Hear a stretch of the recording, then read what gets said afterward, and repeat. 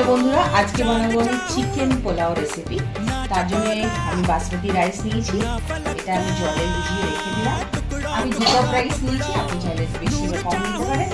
এটা আমি আলুটাকে কেটে রেখেছি,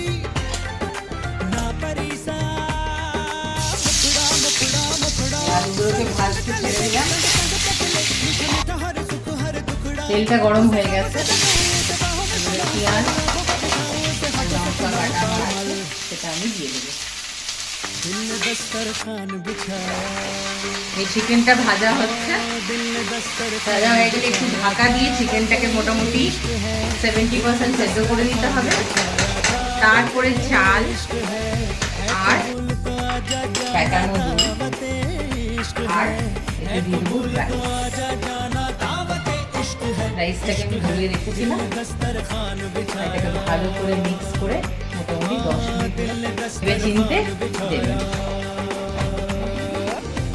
কেন কি অত্যধিক জল দিলে হয়তো অত্যাধিক সেদ্ধ হয়ে যেতে পারে। তো যেহেতু আমরা এটা চিকেন পোলাও তৈরি করছি, তো অত্যাধিক জল।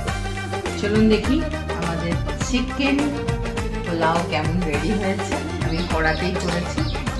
ওয়াও,